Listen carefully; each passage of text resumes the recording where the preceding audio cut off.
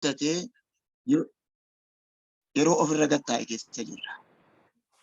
Yeroo hundumtuu ofirra gattaa'e kanatti anaaf isiniin Waaqayyoo maaliif akka waame, maaliif akka barbaade irra deebinee ilaaluun, irra deebinee xiinxaluun gaariidha. Adaraa wangeelaan irra dubbadhu kana keessatti namoota baay'ee waan nu hubachiisa jedhee yaada. Waaqayyoo yeroo biyya lafaa kanarra ture gooftaan keenya Yesuus Kiristoos iddoo hundumaatti wangeela lallabaa akka ture, dhukkubsattoota fayyisaa akka ture, namoonni baay'een Yesuus Kiristoosin gargaaramaa akka turan agarra iddoo kanatti. Yesuus Kiristoos yeroo gara biyya lafaa kanarraa gara abbaa deemu immoo nuun bakka buufate. Iddoo isaa wangeela akka lallabnu, iddoo isaa seexanoota akka baafnu, iddoo isaa dhukkubsattoota akka fayyifnu nuun bakka buufate.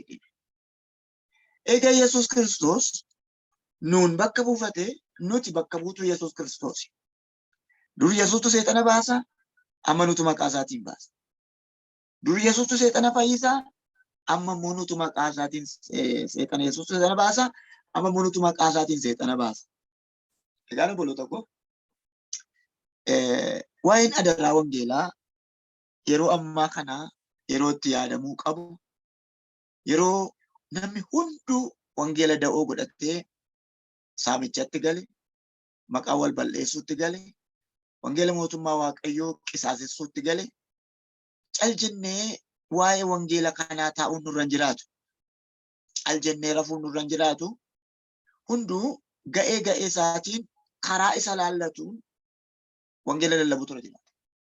Namoonni baay'een Feesbuukitti, miidiyoota garaagaraa kanatti yeroo isaanii balleessu, garuu namni laayinii Waaqayyo isaa kenne FB irrattis haa ta'u, Telegiraam irrattis haa ta'u, waa'ee Waaqayyoo poostii gochuurraa waa'ee ofii isaatuu poostii godhee jaallata.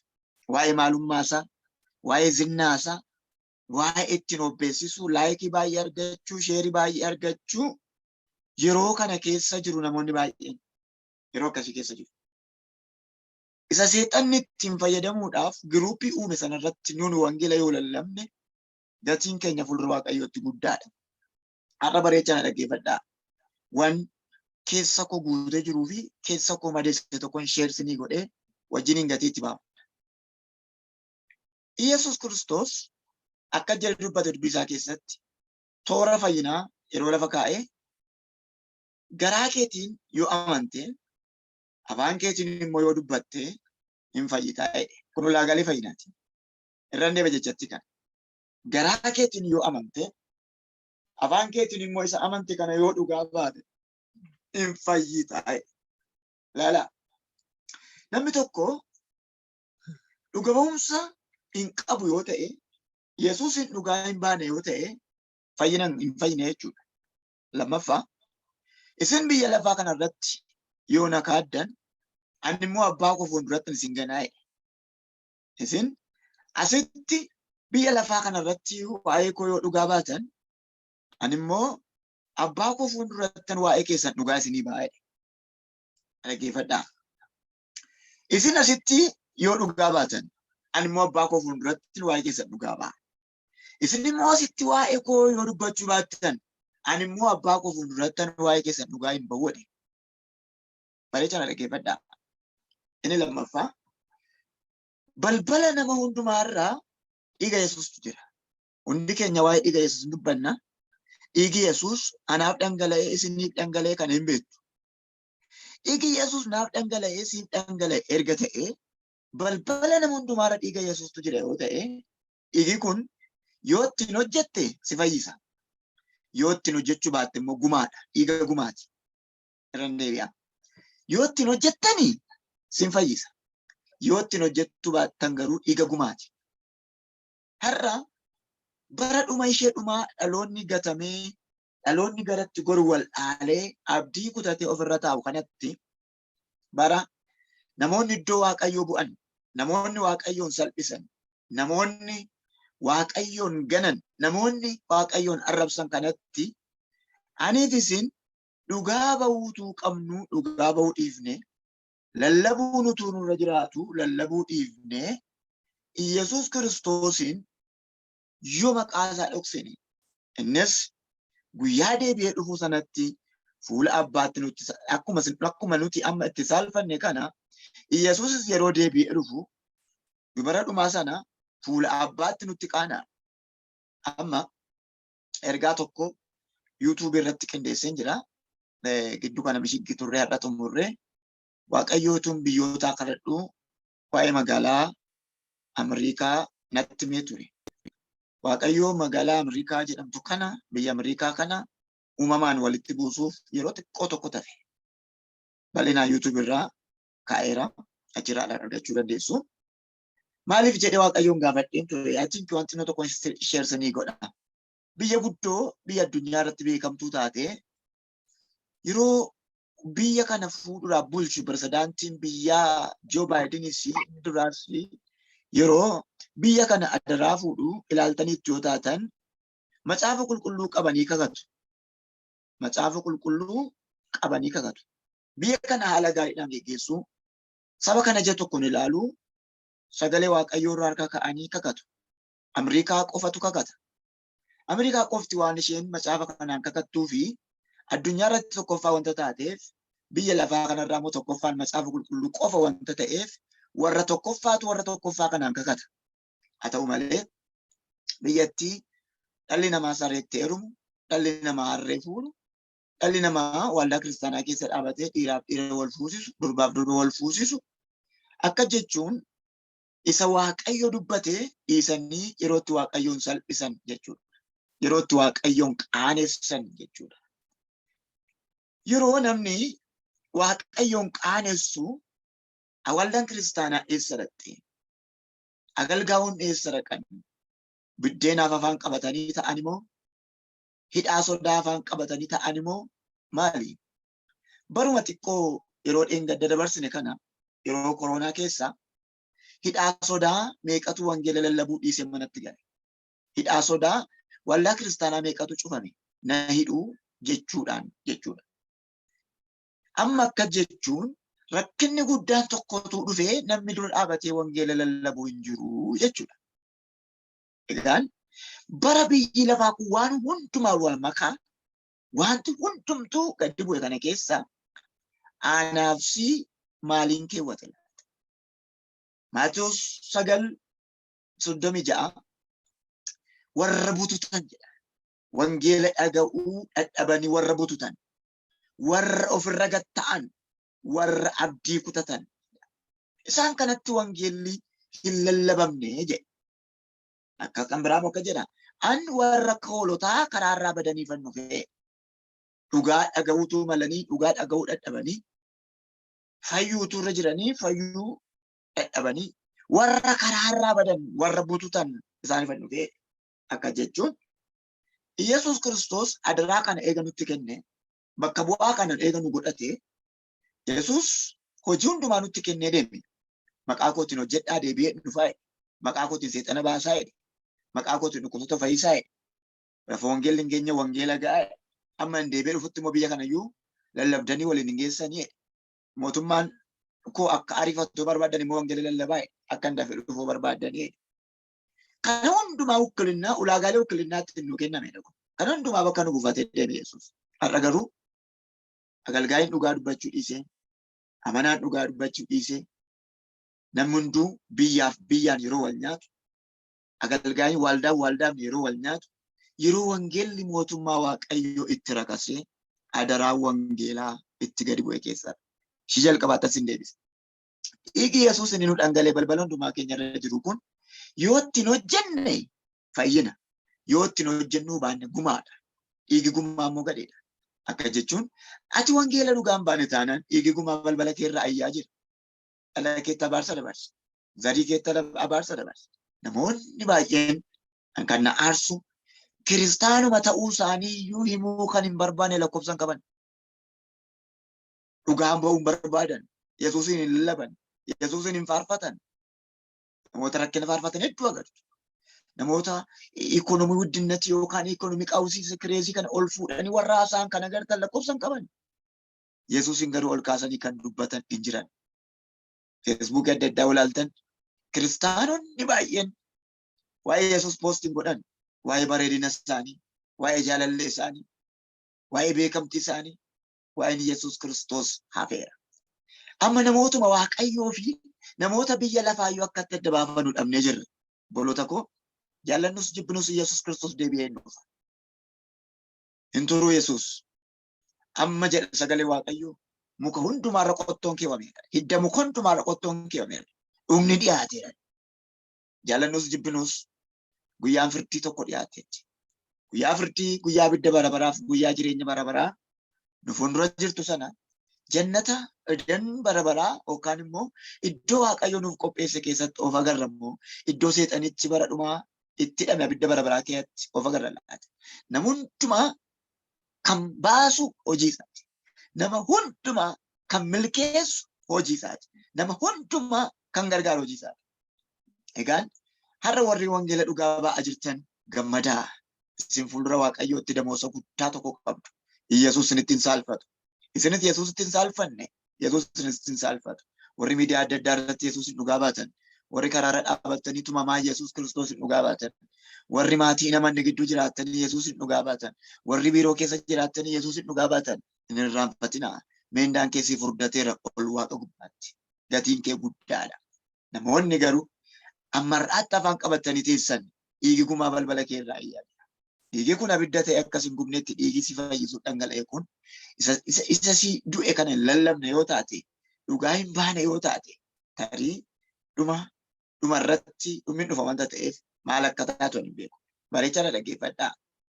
Yihuudaan gooftaa keenya Yesuus Kiristoos lallabuudhaaf Kiroot magaalaa guddaa Chaaniyaa keessaa dhufe.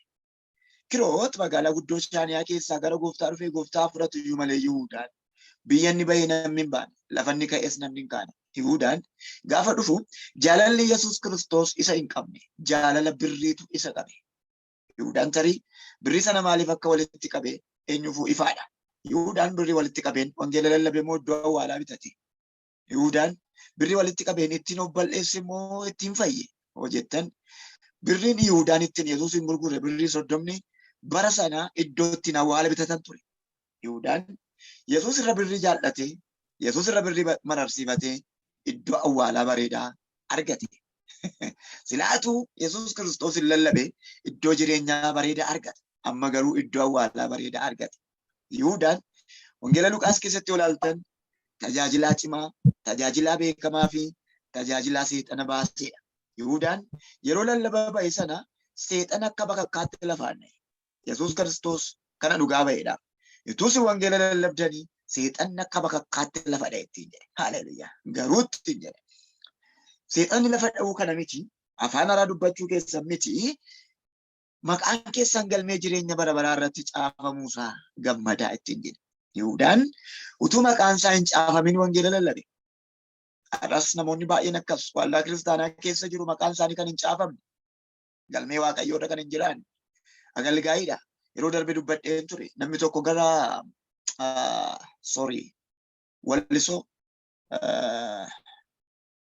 tafkii natti fakkaata naannoo wallisooti. Intira banatee qaba, laayifii banatee qaba. Hin amanne gooftaan beeku amantaa musliimaati. Garuu wangeela lallaba. Kanarraa kan ka'e namoota baay'eedhaan asirraata gara kanatti ergaa birrii na gargaaraa jedhee ijoollee baay'ee ijoonjessaa ture. Dhumarratti garuu musliima ta'uusaa amansiise. Agartanii namoonni baay'een hin tajaajilu galmee Waaqayyoo irra jiran, hin faarfatu galmee Waaqayyoo irra jiran. Isaan galmee Waaqayyoo irra jiran akkaataa itti beennu gara gadiitti nan dubbadha. Isaan galmee Waaqayyoo irra jiran akka nuti itti beennu Iyesuus hin dhugaa ba'u. Iyesuus hin faarfatu. Maqaa Iyesuus dha'u. Hallelujah. Halkanii guyyaa afaan isaanii Yesuus hin waama. Yoo karaa deeman arraba isaanii Yesuus hin dhugaa ba'aa deema. Isaan galmee Yesuus irra jiran. Yihuudaan bartuu gooftaa Yesuus Kiristoos ta'e qarshii qabaa ta'e Iyesuus hin gurguree gale. Har'as iddoo aarsaa irratti jiraannu mana Waaqayyoo keessatti jiraannu Iyesuus hin gurgurree kan galuu lakkoofsan qabnu. Obboloota koo qabeenyi keessan Waaqayyoon hin lallabne taanaan hojii wangeelaa hin hojjenne taanaan hattanii fiddan jechuudha. Qabeenyi dhugaan wangeela lallaba. Qabeenyi dhugaan isa kufe karaarraa kaasa. Qabeenyi dhugaan mana Waaqayyoo ijaara. Sababiin isaa kan keenya wanta ta'eef. Qabeenyi hannee dhufne garuu iddoo awwaalaa nu bita. Yihuudaan iddoo awwaalaa bareedaa bitate. Atis obboleetti koo humna keetiin wangeela lallabne yoo taate, qabeenya keetiin wangeela mootummaa Waaqayyo dhugaa hin baane yoo taate, na amani iddoo awwaalaa bareedaa bitachaa jirta. Warri garuu mootummaa Waaqayyo bal'isaa jiran na amanaa Waaqayyo mirga isaa isinii qopheesseera. Haleluuyaa. Waaqayyo iddoo gaarii tokko isinii kaa'ee jira. Yihuudaan magaalaa Kiroot keessaa kan dhufe fayyinaaf ture. Yesuusin dhugaa ba'uuf ture. Boloota koo hangafa isaa, geggeessaa isaa, abbaa isaa gurgure Yihuudaan agalgaa'ii fakkaate. Har'as akkas galgaa'ii fakkaatanii kan wangeela gurguran waan nama dhibu. Yeroo darbee Raajii Tasfaayee tajaajilaa waldaa keenyaatu biyya Jarman irraa macaafa qulqulluu kadhatee macaafa qulqulluu 700 waldaa keenya damee kellaa irra jiruuf kennan. Macaafa qulqulluu sana yeroo hiruuf jennu daqiiqaatti macaafi sun fuudhame. Sabuma keessaa, amantootuma keessaa daqiiqaatti walirra yaa'anii namoota lafatti neqanii macaafa qulqulluu fudhatan. Nu hundumti keenya amantoonni kun dheebuu wangeelaa qabu kan jedhutti garaan nu ciise. Garuu gaafa gadi baanu macaafumti waldaa keessaa hiramaa ture karaa irratti gurguramaa jira. Asii tola fuudhanii gadi baanii gurguraa jiru. Lakkaa kan waldaa guutee taa'u hattuudha jechuudha. Lakkaa kan waldaa guutee taa'u duriyyeedha jechuudha. Boloota koo har'as namoonni baay'een waan jiran kan fakkaatan Yesuusin gurguruuf kan ta'an lakkoofsan qaban. Waan lallabaa jiran kan fakkaatan Yesuusin gurguruuf kan ta'an lakkoofsan qaban. Aniif isin dhugaa kana beennee Yesuus Kiristoosin lallabuun ammatu aduun hin anaaf sinirraa eegama. Aduun kun lixuun seenaftu dukkanni hamaan tokko dhufuu nafu dhumni waan hundumaa ga'eera wanta ta'eef.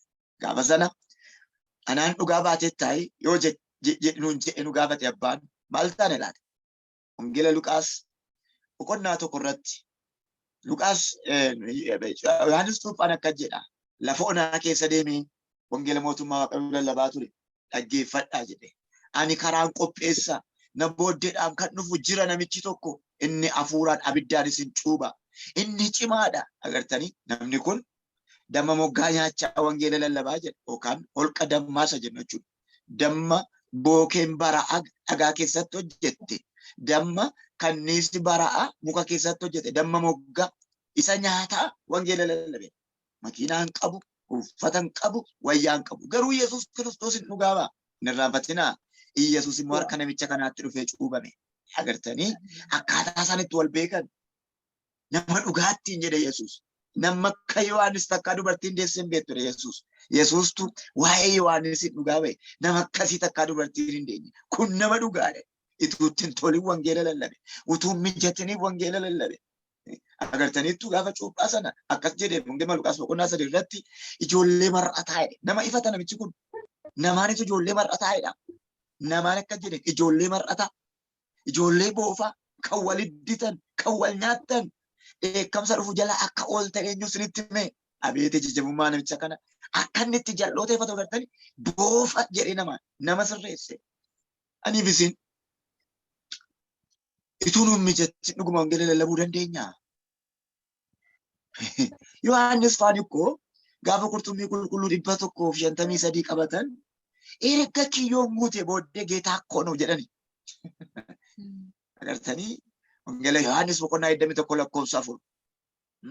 Erga guute booddee ituun qabatin miti. Erga kiyyoon guute innoo gooftaadha. Nus akkas. Jireenyi yoonuu guute duwwaa innoo gooftaadha kan jedhu. Yoonuu mijate duwwaa. Obboleetti koo obboleessa koo Yesuus deebi'ee dhufaa jira. Attendaansii tokko guuttu har'a. Attendaansii kana anuma biratti guuttu. Isa booddee immoo kutaan lammaffaa Yesuusin biratti guuttu. Attendaansii isin har'a guuttan kun gaafa isin gaafadhu kan attendaansii guutta. Amma har'aatti nama meeqatti dhugaa baate? Tokko. Amma har'aatti nama meeqatti wangeela himte? Nama meeqatti wangeela himte? Eewutti dhugaa baate? Eewutti dubbatte? Attendaansii kana guutimee Yesuus immoo taanee si gaafata. Lammaffaa nama meeqatu karaa kee fayyi? Eewutu karaa kee dhufe. Dhugaa bahuuf fayyisuun tokko miti. Eewutu karaa kee dhufe. Sadaffaa amma ammaatti dhugaan baane yoo ta'e karoorri kee maaliif fuulduratti? attendaansii kana guutimee fuuldura Waaqayyootti itti aantee Yesuusii deebista. Namoonni baay'een ani kiristaanaa hin jedhu, ani beenxeedhaa hin jedhu, dhuga ba'umsa garuu hin beekan, Yesuusin dhugaa hin ba'an. Obboloota koo, nama tokko gaafatti fayyiftu, namni tokko karaa kee gara mootummaa Waaqaatti yeroo deebi'u, qulqulloota Waaqarraatu ililcha. Hammam fayyinni salveeshiniin hammam akkan iddoo qabu gartanii. Ergamoota Waaqarraatu ililchaa'edha. Yoom? Yeroo namni fayyu. Yoom? Yeroo namni qalbii jijjiirratu. Fayyina jechuun ikkoo kaanserii HIV vaayirasii irraa fayyuu miti. Fayyinni dhugaa cubbuu irraa fayyuudha. Fayyinni dhugaan isa kana. Nama tokko fayyistee ati obboleettiin dhaggeeffattu kun, ati obboleessa dhaggeeffattu kun, nama tokko fayyistee qulqulloota Waaqarraa ililchisiifta. Mee nama akkamitti? Oo, jiraatadha Yesuus. Nama tokko yeroo ati fayyiftu, nama tokkotti yeroo dhugaa baatu, ergamaa Waaqarraatu Gabri'eeltu ililcha, Mikaa'elitu ililcha. Sumatu dhugaa ba'ee fidee qulqulloota ililchisiisaa jechuudha. Hamma kanatti lubbuutti iddoo kenna Yesuus Kiristoos. Yeroo baay'inaan dubbadha. Waldaa kiristaanaa keessatti wantan aaru, ammallee wanti kun waldaa tokko tokko keessa malee hafaa jira. Jaarsolii waldaa termina wal jijjiiru. Yookaan waggaa tokko yookaan waggaa lama wal jijjiiru. Akkaataa bulchiisa manaajimentii leadershipiti. Yeroo wal jijjiiran sana birriin lakkaa'ama. Odiitii ta'e tokko tokkotti darba. Xaafiin yoo jiraate, boqqolloo yoo jiraate, siiniin bunaa yoo jiraate, teessumni yoo jiraate, lakkaa'ameetu hirkikkibii ta'a. Isa booddee odiitti godhanii jaarsi waldaa inni kun keessaa bahee inni dhufu fuudha. Kun bulchiisa sirrii miti. Bulchiisi sirriin xarapheessaa duwwaa odiitiin godha. Siinii duwwaa odiitiin godha. Lubbuu namaas odiitii godha.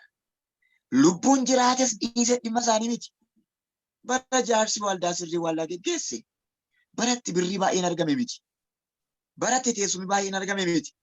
Baratti lubbuun fayyeedha. Namni kana yaadatu jiru. Bara jaarsa waldaa isa duraa kana lubbuu meeqatu amane, lubbuu meeqa jira jedhee namni lubbuu odiitti godhu jiru. Yesuus Kiristoos xaawulaa lakkaatee kiisii keewwatamoo lubbuu ijaa barbaada Yesuus. Siinii bunaatiif hin duune Yesuus fannoo irratti. Birriif hin duune Yesuus fannoo irratti. Lubbuudhaaf du'e. Bakkaachuu dammaqaa. Yeroon dhumaa keessatti dammaqaa. Barri dhumaan hojii bar keessatti ka'aa. Hamma yoomitti birrii ilaalla. Hamma yoomitti waan kwaalitii biyya lafaa duwwaa lakkoofna. Mee kottaa lubbuu lakkaawwachuu jalqabna. Bulleetti koo karaa kee meeqatu namni amane laata? Buleessa koo karaa kee nama meeqatu amane gara gooftaa dhufe laata? Hunduu birrii lakkaatee keessa keewwatee sokkeera. Hunduu waldaa isaa babbareechifatee fooqii ijaareera. Lubbuun keessa hin jiru. Yesuus hin dhufa. Lubbuu du'antu caalaa jira har'a. Lubbuu badantu caalaa jira har'a. Agartanii? Isa kana ni Maatewos boqonnaa 23:18 irratti dubbatame. Isin geggeessitoota jaamoota nana. Isin bulchiisa jaamoota nana. Asraata baay'ee kaffaltu, kennaa baay'ee kaffaltu. Isa kanatuma guutanii iyyuu immoo lubbuu barbaaduuf sirra jiraate. Isin geggeessitoota jaamoota nana. Waaqayyo geggeessaa jaamaa nuun hin jedhin. Jaamaan jaamaa geggeessaa reedha sagaleen Waaqayyo. Mee gara meen poointii gootansi fedhe natti sadan tokko irratti waa dubbachuu barbaada. Yesuus naanna'ee lallabee jedhe. Akka jechuun naannofnee akka lallabnu nu barsiisuuf. Har'a namni naanna'ee lallabu hin jiru. Hunduu waldaa koodha. Waldaa koo. Namni eessaa waldaa fuudhee jiran? Waldaa dhuka Waaqayyooti. Mataa waldaa kiristaanaa Yesuusin amma ta'ee jirutti aniifis waldaan qabnu, waldaan kan Waaqayyooti. Amma kun hafeera. Waldaa baluu.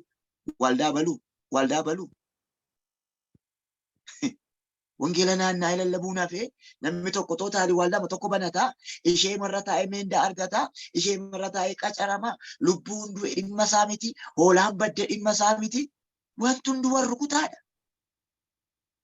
Waldaa tokko irra taa'a.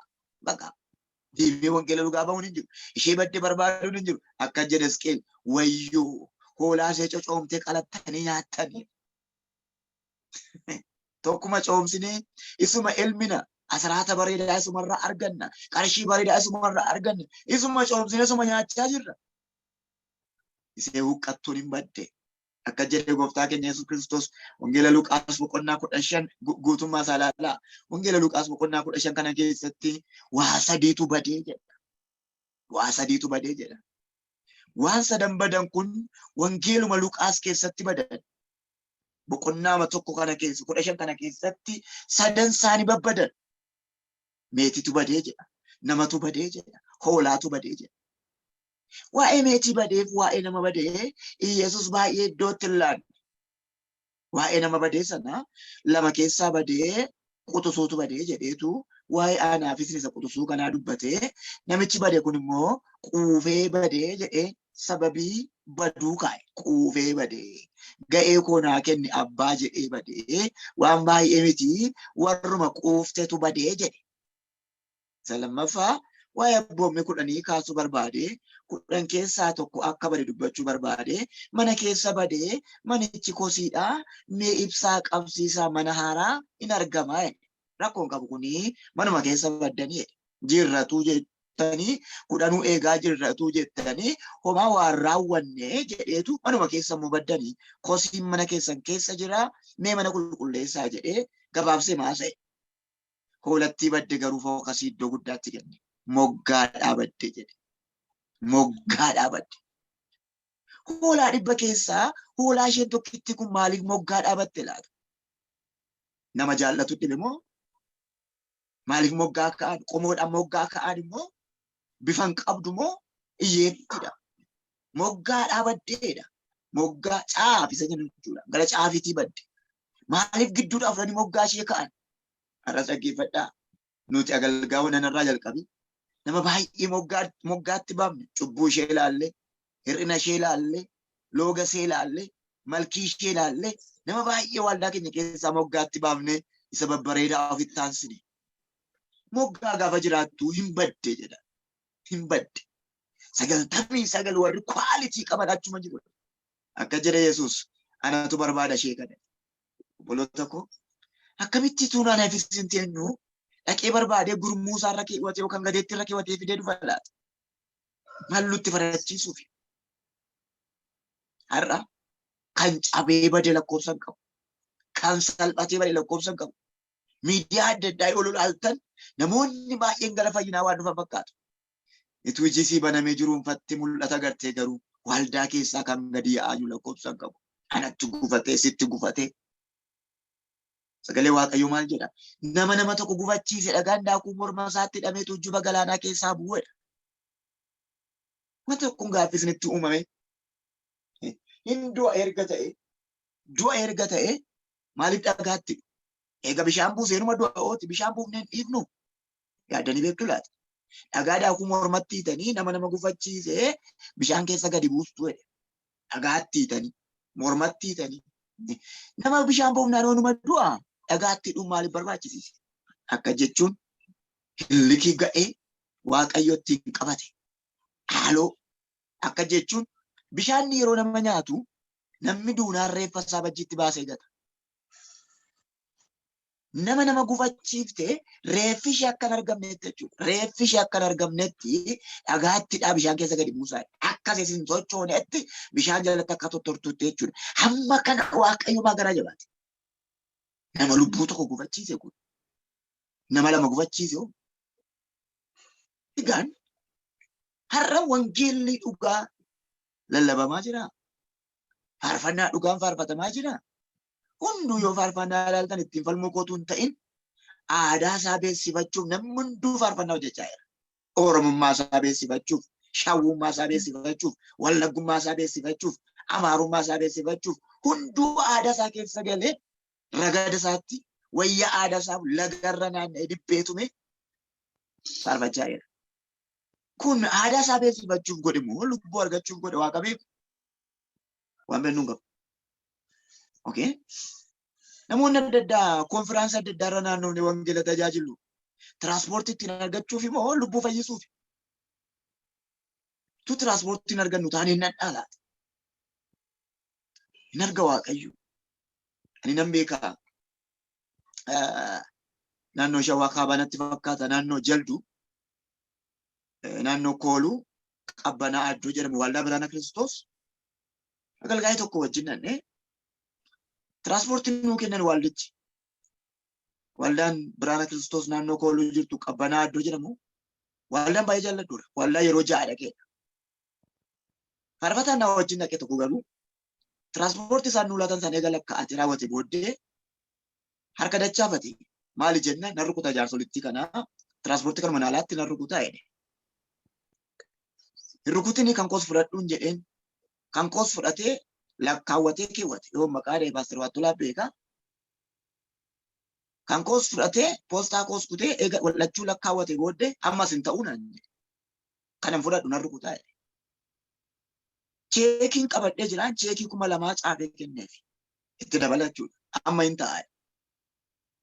Boloota akkanaan jedhe namni kun paaster naan jedhe isin gatii keessa waaqarraa fudhadhaa nu lafumarraa fudhannaa. Isin gatii keessan waaqarraa fudhadhaa nu asumaa fudhanna. Har'aa inni akkasii kun iddoo meeqa jira laata? Namoonni baay'een kana dhugaa ba'uu dandeessu. Baakkaachuu Hafuurri Qulqulluun keessa kooti waan baay'ee na ciphaa jiru kan dubbadhaa sagalee kan dubbadhu waan naan jedhameef Hafuurri Qulqulluu waan natti haasa'aa jiru. Boloo tokko ani umurii koo kanatti waggaa 30 wangeela lallabe. Baranni waggaa 31 dhagaa wangeela lallabe muluu gizee laadhe. Amma irraatti wantoonni na mudatan lakkoofsan qaban garuu waan nama dhibu warroonni wangeela dhiisanii birrii ilaalan sun tokkollee hin jiran har'a. Isaan kaan HIV vaayireesiidhaan du'an, isaan kaan balaa konkolaataatiin du'an. Paaster Waattolaa nama baay'ee dhugaas ni ba'uu danda'a. Isaan kaan waraana keessatti du'an tokko jiru hin jiran. Batalee namni Gambeela wajjin hojjechaa turre, namni magaalaa Dambidolloo irra wajjin hojjechaa turre, Roob Gabayyaa irra wajjin hojjechaa turre. Namoonni baay'een har'a jiran lafa kanarra. Hin badan. Waaqayyoon aggaadota hin galcha obboloota koo. Warra dhugaa lallaban garuu si hambifata Waaqayyo. Mana kee hambisa, si hambisa dhugaan galgala geessi wanta ta'eef. Har'a mi hunduu dhaabannee akka of ilaaluun barbaada. Hunduu dhaabannee ani eessan jira akka jennu barbaada. Kana keessa koo yoon dubbadhe kanatti qabbanaa'u. Yeroo baay'ee normaalii waldaa irratti hin barsiisa malee miidiyaa irratti barsiisee hin beeku. Sababiin isaa namoonni baay'ee waan na lolaniif. Silumaa namoonni baay'een dhugaadha. Paaster Waattolaan beekaa. Konfiraansii akkamii qopheessanii Paaster Masratti dhufa jennaan agalgaa'ota baay'ee na biraa hafa. Sababiin isaa wajjin hin dhufnu jedhanii deemu. Maaliif hojjettan? Annan lolaan adeema. Gatiin keenya waaqarra. Gatiin keenya oliiti lafarra miti. Nama baay'ee konfiraansii naa wajjin poosterii ba'anii hafan hedduun beeka. Isa duukaan dhumnu jedhanii. Namoonni warra kam tumsu agalgaa'in akkamitti wal tumsee deema. Warra dhaqee walii dubbatu. Inni nama guddaadha. Tiraanspoortii kanaan sinii dhufaare. Daldalaa warra walii ta'an. 30 ergi, 20 ergi. Yeroo tokko nan yaadadha. Wallagga ba'aa waldaa Kombolcha makana Yesuusii. Agalgaa'ii tokko affeerraan dura 20 akkaawuntii irra galchaa jedhe. 20 galchitanii yeroo dhufu immoo 20 dabaltuutti. Dura galchama jechuudha. Baay'een gadde. Naa bilbilanii akka jennaan baay'een gadde dhugaadha. Maaliif isin kanatti walii galtoonni? Isumaan waa dhufu jennee galchinee naan durii nu jalaa fudhatee badeedhan. Amma maaltu ta'aa jira? Lubbuun saba Waaqayyoo baratti birriitti jijjiiramtetti. Lubbuun saba Waaqayyoo yeroo akka hoolaa mar'attee karaa irratti kuftee jirtutti. Buleetti koo ta'aa jirtaa dammaqi. Buleessa koo ta'aa jirtaa dammaqi. Iyesuus hin dhufa. Boloota koo. Doolaaras haa ta'u birrii dinaaras haa ta'u. Wanti nuti irra qabeenya goone kun gogaa horii irraa akka dhufe hin irraanfatinaa. Gogaa horii du'e irraa dhufe. Yesuus garuu lubbuu tokkitti fannoo irratti dhale, fannoo irratti miidhatee da'e. Eeluwee lama sabaktanii. Iyya guddaa iyya dafqanii gaamma kaaloo laafatee lubbuu badde kanaaf lubbuu isaa dabarsee kenne Yesuus. Lubbuu keessa qoosaan hin jiru. Du'i qoosaan qabu. Namni qoosaadhaaf du'u tokkollee hin jiru. Waddaachaa jaallattanis jibbitanis itti gaafatamtu. እግዚአብሔር ምስክሬ ኑፋ ኢየሱስ አሜን ኤልዌ ኤልዌ ለመሰበክተኒ ጀደኒ ኢየሱስ እኒ ደፍቀ ዲጋ መካሎ ላፋቴ ሱን ዴቢኤ ኑፋ ኢየሱስ ጋበሰና አደዱማን yeroo baay'ee kan dogoggorsu maanni hojjettan Yesuus abbaa firdiiti isa jedhudha. Yesuus abbaa firdii miti. Waaqayyo abbaa firdii miti. Waaqayyo fayyisaadha malee abbaa firdii miti. Akkasin jedhina.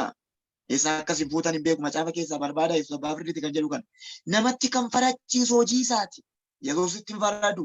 Yesuus teessuma qabatee taa'ee si ilaalla malee hojii makee dhaabatee dubbata. Ofuma haasaa. Innatti sobde dhufee haasaa. Innatti ejjite dhufee haasaa. Innatti ofii haasaa hunduu galmee firdiitu banama malee Yesuus abbaa firdii miti. Gaafa guyyaa dhumaa sana wanta ati goote hundumtuu ofii dhaabatee haasaa. Innati ajjeefte yoo jiraate ofii dhufee haasaa dhaabate. Innati wajjin ejjite yoo jiraate ofii dhufee fuula kee dura dhaabatee haasaa. Galmeen hin banama wanta ta'e. Hin irraanfatinaa. Warri bineensi nyaatte illee deebi'anii dhufuudha. Laafeen bade illee deebi'ee dhufee dhaabatee haasaa. Kana beektu laata? Garuu har'a yeroo qabnu kana keessatti wangeela mootummaa Waaqayyoo lallabne, wangeela mootummaa Waaqayyoo dhugaa baane namoota gara dhugaatti fiduu dandeenya. Kanaaf akkuma sila dubbadhe attendaansii sana Yesuus qabatee dhufa. Nama meeqatti waa'ee koo dhugaa baate meenatti nama meeqa fayyiftee maqaa kooti meenatti yoo jedhe tarii maal jenna laata? Har'a miidiyaa adda addaa ulaaltan, FB adda addaa ulaaltan warra wal gufachiisan malee warra wal fayyisan argaa hin jirtan. Akka jechuun barri dhumaa gaafa ga'u odeessitootatu baay'ata. Barri dhumaa gaafa ga'u hamattootatu baay'ata. Barri dhumaa gaafa ga'u warra afuufamootu baay'ata. Warra afuufamoo inni jedhu kun macaafi eenyuun akka jedhu hin beeku. Warra afuufamoo mee sagalee Waaqayyoo keessaa kakuu haaraa keessaa Phaawulos kan inni Ximootewoosin gorse tokkoon mee dhaqee isinitti agarsiisa. Afuufamoo inni jedhu kun maal jechuu akka ta'e naan galle. Afuufamoo yeroo baay'ee namootatti gaaffii uume kun afuufamoo inni jedhu kun mee lammaffaa Ximootewoos irraa tokkoffaa Ximootewoos irraa dhaqeen dubbisaa. Afuufamoo inni jedhu kun har'aa keenya natti fakkaata. Afuufamoo.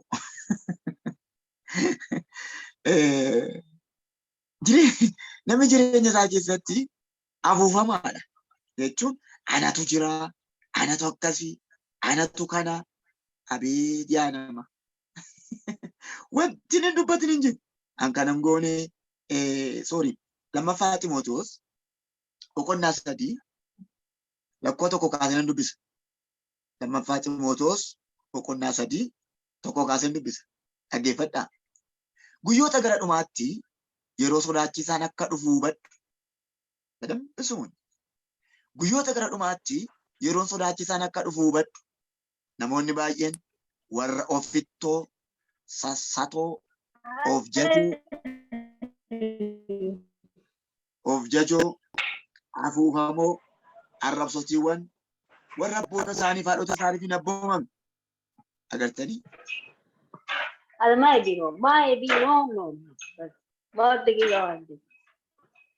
Namoonni kun hundumtuu afuufamoodha, of jajoodha ittiin jira.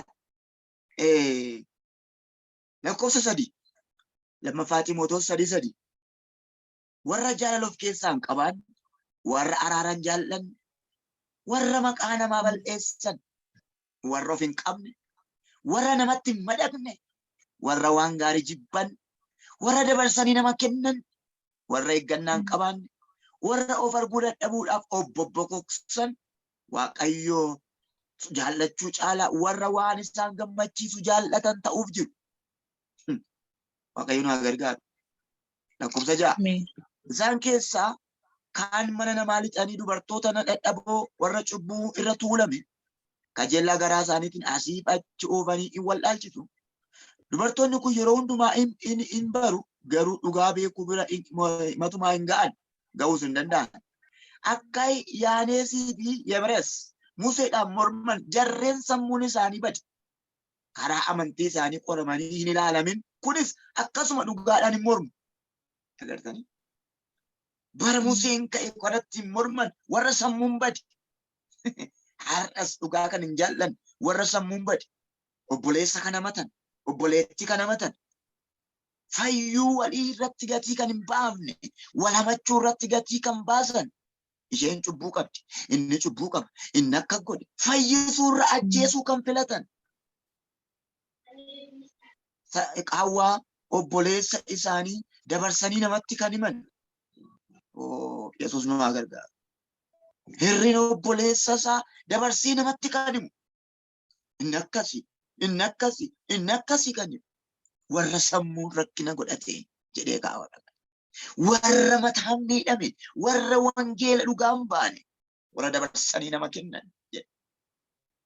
Maaliif akkas ta'e bara kana yoo jettan dhugaatu nuun galle, wangeelatu nuun galle. Boloota koo wangeelli isin dhageessan kun wangeela fayyisuuti malee wangeela balleessuu miti.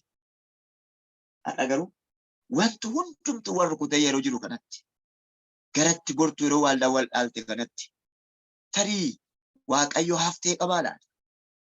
Naman bifatee keewwate qabaa laata? Akka jedha Museen mistiraan saba Israa'eliin barsiisaa ture Museen guyyaa tokkoon boo'ee akka jedhe saba nana jedhe Waaqayyo isin abdatee jira kana garaatti qabadhaa. Takkaa mistira hin jiraanneedha kanasitti Museen baase. Waaqayyo isin abdatee jira. Mee al tokko hundi keessan muutii irraa kaasatii jechatti kana jedha. Waaqayyo na abdatee jira jedhame. Ofirratti dhugaa ba'a. Waaqayyo na abdatee jira. Jedha dabalaati jedha. Anaan abdatee jira. Waaqayyo na abdatee jira. Waaqayyo na abdatee jira. Haleluuyaa. Si abdatee jira Waaqayyo. Kana garaatti qabadhaa. Warra dhugaa labsan, warra wangeela lallaban, warra bor Yesuus Kiristoosin dhugaa ba'an si abdatee Waaqayyo. Si abdatee jira Waaqayyo. Akkuma gaaf tokko dubbadhe, egaa nama addunyaa abdachaa jirtu safaratti du'e. Hollaadhaan baadhe. Nami biyyi eeggachaa jirtu safaratti du'e. Anaaf situ ajjeese. Irra jenne. Akkuma sila dubbate walaa koo jechuudha hundin qalattanii akkuma jedhe. Boloota koo. Museen boo'aa jecha kana yeroo haasa'e Museen Iyyaasuu bakka buufate. Museen du'ee wangeelli karaatti namne. Iyyaasuun duuka buutuu Museen turre Waaqayyoon arge. Har'a waldaa kiristaanaa keessa namoonni baay'een duuka buutuu qabu. Duuka buutuun Yesuus Kiristoos garuu hin jiru. Inni duuka buutummaa barsiisu, inni barumsa cuuphaa barsiisu. Namoota barsiisan waldaa keessatti duuka buutuu isaa godhatee garee ofii isaa godhate. Duuka buutuun namaa lakkoofsan qaban. Yoonni waldaa jijjiirratti kan duukaa jijjiirratan, yoonni cubbuu godhe kan isaa falman, duuka buutuun namaa hedduudha. Duuka buutuun Yesuus Kiristoos garuu hin jiran. Museen Iyyaasuu duuka buutuu isaa godhee barsiise miti. Duuka buutuu Waaqayyoo godhee barsiise. Waaqayyoos gaafa Museetti dubbate, Iyyaasuutti dubbate, Iyyaasuu boqonnaa tokko lakkoofsa 5 hanga 7 olaaltan. Akka Museen si barsiisetti jiraadhu seericharraan jallatin bitaan mirgatti hin gorin. Barsiisi Musee sin barsiise sirriidhaa. Okay. Musee dugda duubaan Iyyaasuutu ka'e. Kanaaf manni Waaqayyo hin onne. Iliyaasin dugda duuba Eelsaa, raajii Eelsaa jedhamutu jira. Phaawulosin dugda duuba namicha dhannan qabanne warra Giriikii gooftaan beekne nama Ximooteos jedhamutu jira. Phaawulos yoo bade Ximooteosin buufateera. Musee yoo bade Iyyaasuu keewwateera. Iliyaas yoo ol butamee hafe Eelsaa keewwateera. Duuka buutuu Waaqayyo horatan jiru. Har'a agalgaa'onni baay'een duuka buutuu ofii isaanii malee kan mana Waaqayyootiif hambifatan hin qaban. Akka ture waldaan kiristaanaa bulchiisa Iyyaasuu ta'a. Bulchiisa Iyyaasuu jechuun Iyyaasuun Musee irraa kan bare nama kaasuun addaraa wangeelaa namatti dabarsuun barbaachisaa akka ta'etu beeku. Iyyaasuun waldaa kiristaanaa warra mootummaatti kennee du'e. Iyyaasuun nama tokko iyyuu wangeelatti hin guddifne. Iyyaasuun lolatti nama guddise malee wangeelatti nama hin guddifne. Bara Iyyaasuu booddee bara abboota firdiitu dhufe. Warra polotiikaatu waldaa fuudhee geggeessuu jalqabe. Iyyaasuun nama waan hin kaafneef waldaan kiristaanaa harka mootummaa galtee gurguramuu, hojjetoonni beela'uu, hojjetoonni hidhamuu jalqaban. Tarii boris akkas ta'innaa laata.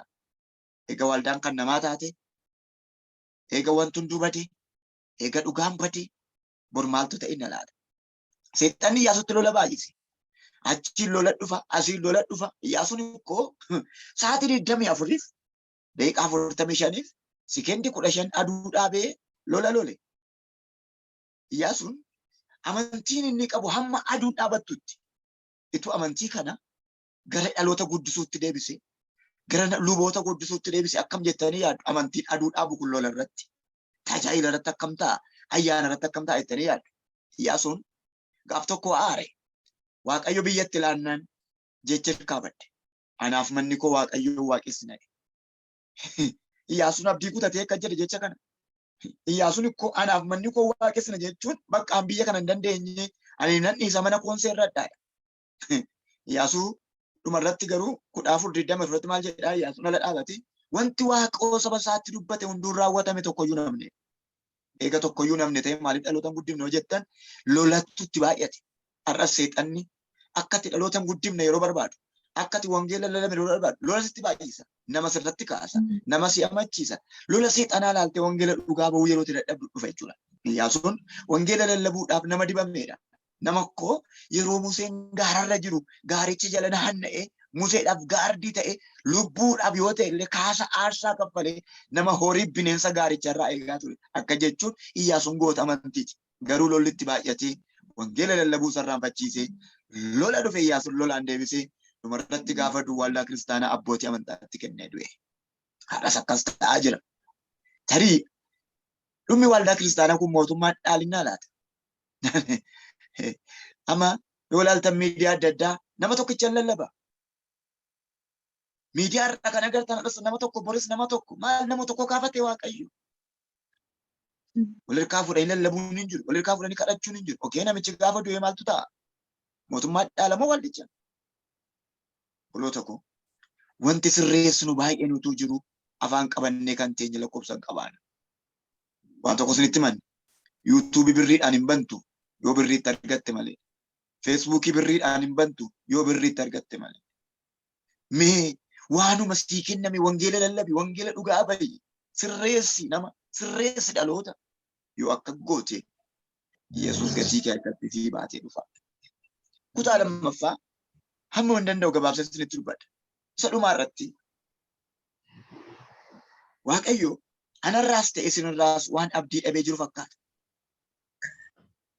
Egaa Mikaa'el gadi bu'ee lallabuure, Gabri'eel gadi bu'ee lallabuure. Buloo tokko Bala'aam nama baaruudhaan harreen deebifte. Sammuun Bala'aam sammuu harreeti gadi jechuudha. Harreetu mul'atta arge, harreetu ergamaa arge, namni jijaame Waaqayyo nu haa oolchu. Nu bira akka darbuu barbaanna moo? Nu akka dhiisu barbaanna moo? Maaliif Waaqayyo abdii nurraa dhabaa ilaalaati? Guyyaa tokko Waaqayyo Saamu'eeliin akka jedhe waa'ee Saa'ol kana boossee nan kadhatin jedhe. Naman tuffadhee boossee nan kadhatin jedhe. An tuffadheera naman tuffadhe kanaaf hin boohin jettiin. Na tuffatee nan dhiisin, na tuffatee na biran darbiin, si tuffatee si biran darbii Waaqayyo. Gaafa harreen mul'ata agarte sana gaashi Bala'aam maal ta'e Waaqayyo wajjinitu jiru bira darbee harreetti mul'ate. Ijoollee har'as akkas ta'e naa laata? Ana obsee naa obsee dadhabee na bira darbinnaa laata? Si obsee dadhabee si bira darbinnaa laata? Hin irraanfatinaa kun immoo numa ta'a. Garuutu Waaqayyo si bira hin darbiin lafatti raftee kanaatu kaate shaggaadha jedhee yaada.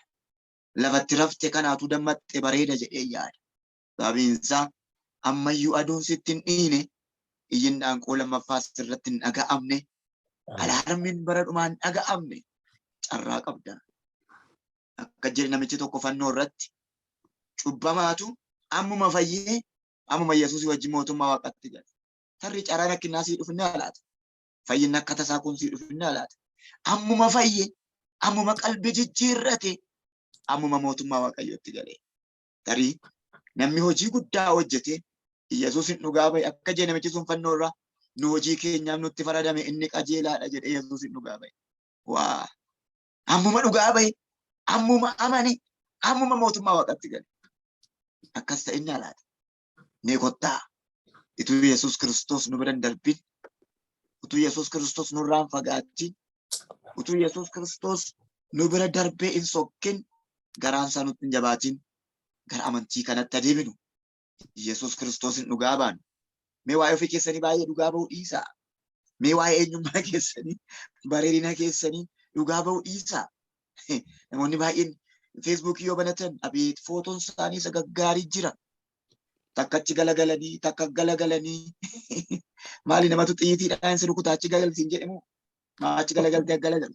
Mee hamma kana wangeelaaf of agarsiisi. Hamma kana waa'ee wangeelaa dubbadhu. Dhugaan sinin jedhaan.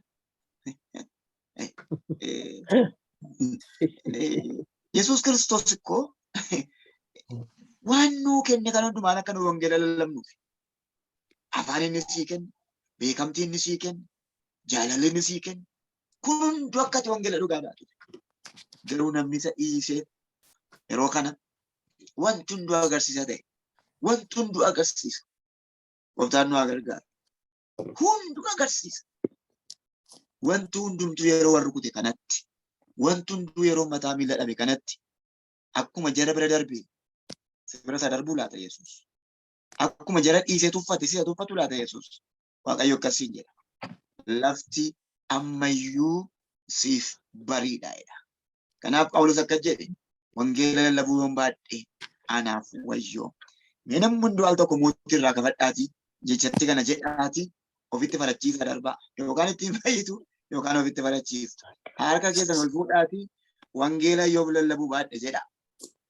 Wangeela yoo lallabuu baadhe. Anaaf wayyoo. Anaaf wayyoo. Yesuus. Warri kaan hin jenne laamuutii irraa kaafattanii jirtu. Mikaa'ela dhufee irraa sii kaasamoo atumti irraa kaafadhu jedhu. Har'a gaa waliin dhiibu. Jedha hundi keessan. Wangeela yoo lallabuu baadhedha. Wangeela yoo lallabuu baadhe anaaf wayyoo. Anaaf wayyoo. Anaaf wayyoo. Anaaf wayyoo. Bor walii boo'u manna har'a walii boonyee adiifu. Har'a biratti murteessu. Sadarmaa fi sadarkaa. Yesuus Kiristoos deebi'ee akka dhufu irraanfannee jirra. Deebi'ee dhufuu Yesuus Kiristoos yeroo waan lallabuu dhiiste, yeroo anis lallabuu dhiise, yeroo atis lallabuu dhiifteedha. Yeroon kun waan raajummaan barbaachisiifne Yesuus deebi'ee numa dhufa. Ameen.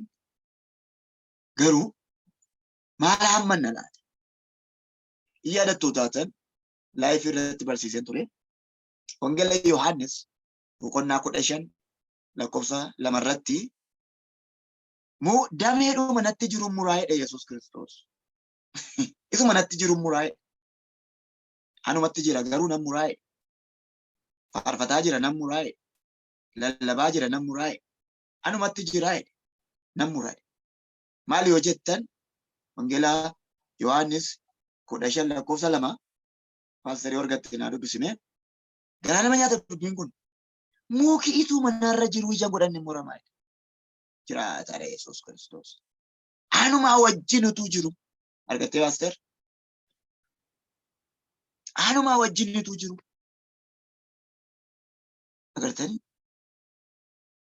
Ana wajjin jira ijaan qabu. Waldaa keessa jira ijaan qabu. Amanaadha ijaan qabu. Faarfataadha ijaan qabu. Yesuus ejjennoo fudhate. Namura karaattan kutee. Tu karaatti sin kutin Yesuus. Maqaa gooftaatti nan dubbisa. Okay. Damee utuu anatti jiru ija hin godhanne hundumaa hin muraa. Damee isa ija godhatu hundumaa garuu caalchise akka inni ija godhatuuf irraa nan qeexxaa. Waa. Ameen. Irraa deebii paasterii goo. Damee utuu anatti jiru ija hin godhanne hundumaa hin muraa. Damee isa ija godhatu hundumaa garuu caalchise akka inni ija godhatuuf irraa qeexxaa. Gooftaan nu gargaara. Ameen. Utuma natti jiru yoo ija dhabee nan muraa. Nagaamaay. Utuma faarfatu yoo ija dhabe gufachiisuu duwwaa yoo ta'e balleessuu duwwaa yoo ta'e utuma lallabu yoo ija dhabe balleessuu duwwaa yoo ta'e akka inni nama baay'een balleessinetti dafee hin kutaa'e. Du'a akka tasaa, caba akka tasaa, qaanii akka tasaatiin hin dafee kutaa'e. Buleettii koo buleessa koo. Si muruuf dhufa moo Yesuus si fayyisuu si oolchuu sitti badhaafamuu ati immoo isaan akka itti badhaafamtu dhufa laata. Barri dhumaa geessetti. Hin irraanfatinaa. Barri kun bara dhumaa miti. Bara dhuma ishee dhumaati. Macarrasha. Barri dhumaa jechuun milikkitoota qaba. Amma milikkitoonni sun ta'anii darbaniiru. Kanaafuu milikkititti ta'anii dhufu hin jiru. Dhuma ishee dhumaa irra geenyeera.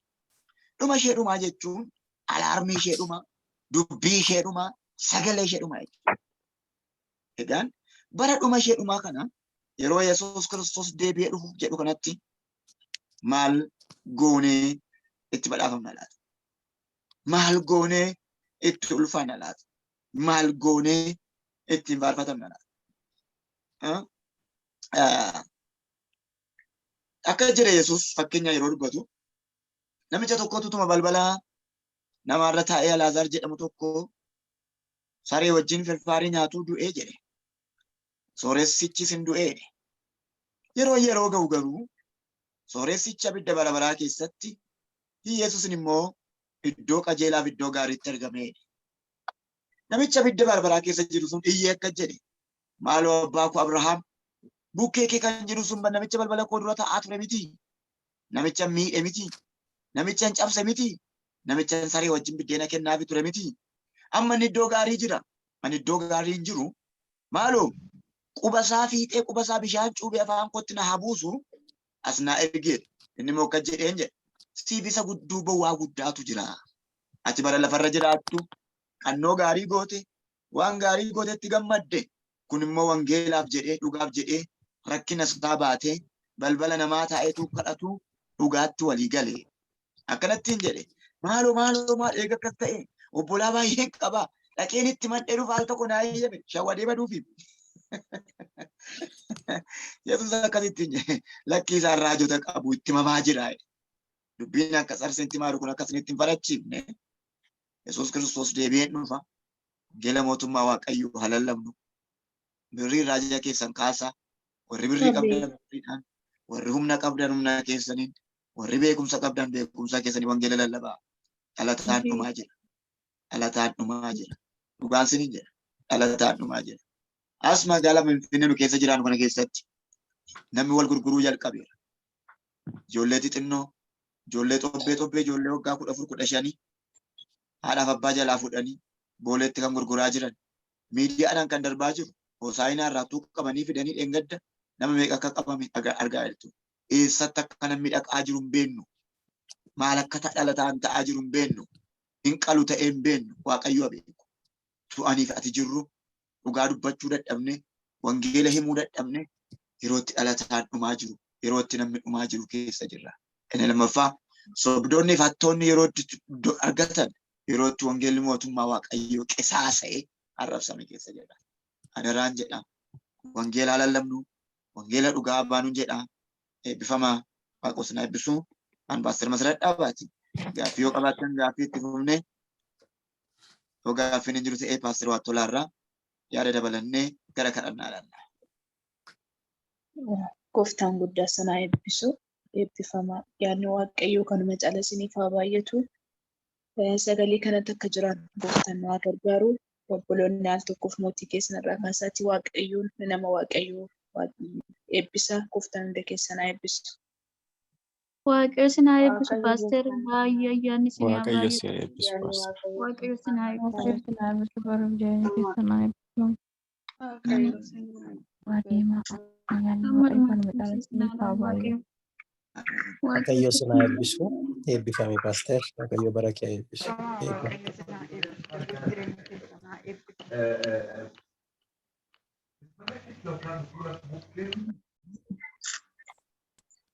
Okay. Gaaffii namni qabu namni wanti gaaffii isinitti ta'e yoo jiraate akka gaafattan Paaster isin hayyamanii jiru dhiifama wajjin.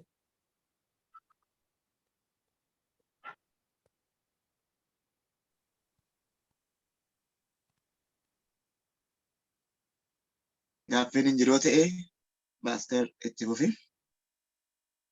Waaqayyo bara keessan jireenya keessan eebbisu. Ameen. Akkam jirtu saba Waaqayyoo. Nagaa galata gooftaa. Nagaa galata Waaqayyoo. Galata Waaqayyo. Nagaan Waaqayyoo isiniif mana keessaniif haa ta'u. Ameen. Har'a barumsa adda argattaniittu. Adaraan wangeelaa si bira ga'eera. Tokkoffaa Qorontoos irra kan jiru namni Waaqayyoo sila dubbatee ture.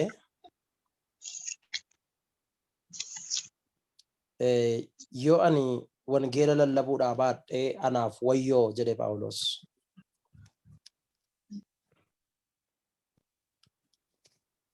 Kanaaf hundumti keenya ergaa kana fudhanneerra. Kanaaf mee obboleessa keenyaan al tokko Waaqayyo si haa eebbisuudhaanii dabalaati. Waaqayyo si haa Waaqayyo si haa eebbisu. Waaqayyo Waaqni jiraataa si haa eebbisu. Ayyaanni kana caala si haa baay'atu. Amma dhumatti gooftaan cimsee si haa dhaabu. Ameen. Ameen. Ergaa kanatti gammaddaniittu jedheen abdii qabaa. Baay'ee baay'ee baay'ee. Fiiddaa fi nyiin ceetaan qabu inni kuni. Wow. Kan caalu isa kana. Eeyyee kan Isa kana sana jira kana. kan caalu isa kana.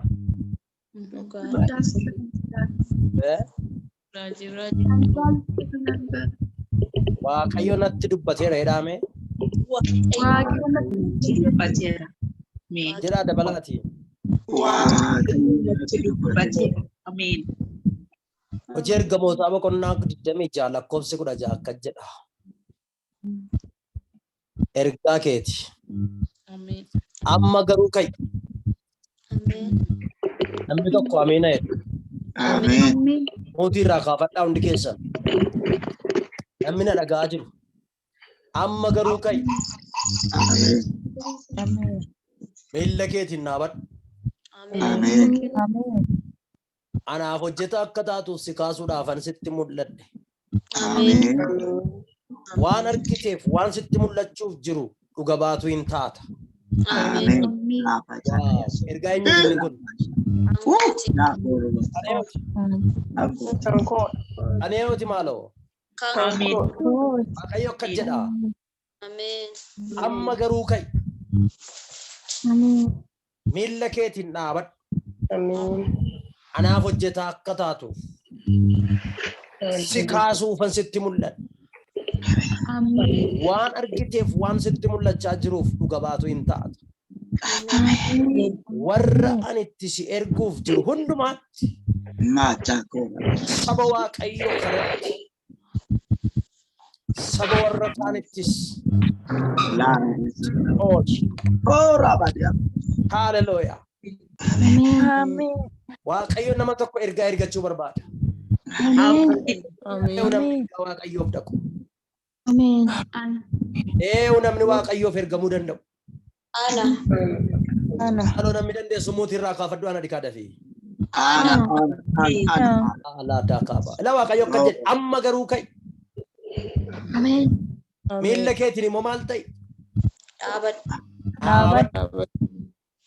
Waaqayyo isa si dhaabuu dadhabe akka ati dhaabachuu dadhabdu isa godhe sana si bira hambiseetu akka ati dhaabbattee hojii isaaf dhuga baatuu taatu si godha. Haalleluuyaa. Namni tokko akkasa jedhu. Ani amma nan ka'a jedhe. Dabali jedhe ammas. Ammas dabali jedhe.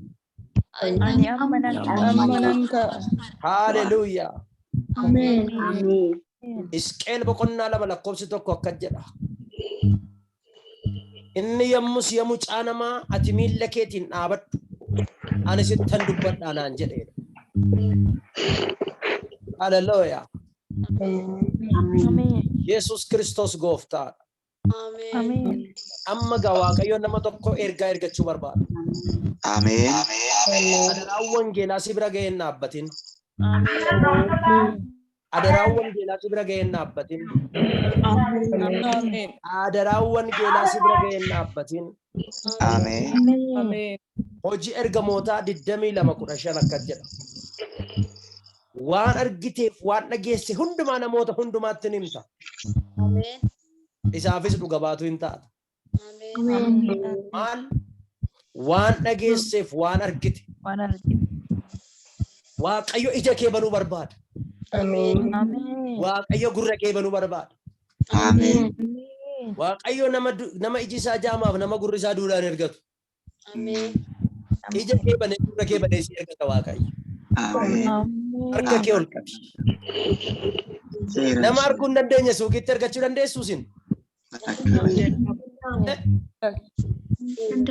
Mena deebisa. Nama iji isaa arguu hin dandeenye tokko dhaqi saamunaa biti kottettaani. Dhaqi ashaboo biti kottettaani. Hin danda'a. Waaqayyo gajaamaan ergatu. Hin bana ija isaa. Jaamummaa isa kana miti. Jaamummaa isa kan fuuraan jechaa jira. Jaamummaa isa kana fuura. Haleluuyaa. Jaamummaa kee hafuura banee Waaqayyo si ergata ergaa. Namni Waaqayyo paaster Waaqayyo si haa eebbisu dhugaadha. Barumsa guddaa ergaa guddaa nama amanee fudhateef. Waa tokkoon sii kadhachuu barbaada. Wangeelli si bira ga'ee miilla hin dhabin. Wangeelli si bira ga'ee miilla hin dhabin. Wangeelli si bira ga'ee hin dadhabin. Humna qaba ijoollee wangeelli. Mee harka keessan ol kaafadhaa na wajjin. Yaa Waaqayyo jedhaa. Waaqayyo. Aga ammaatti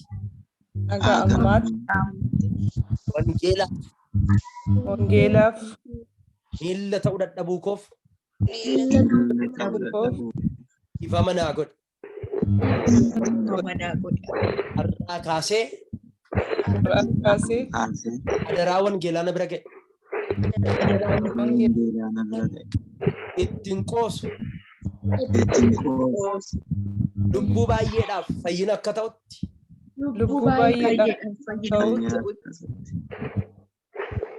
Waan hin danda'uun kennaa kootiin qabeenya kootiin ayyaana Waaqayyo naa kenneen humna kootiin beekumsa kootiin amma hin danda'utti amma hafuurri koo na keessaa ba'utti an hojjetaa Waaqayyooti. Wangeelicha lallaba. Namni waan barbaade haa jedhu. Har'aa kaasee an hojjetaa Waaqayyooti. Baga gammaddan waa'ee keessaniif Waaqayyoon galateeffadha.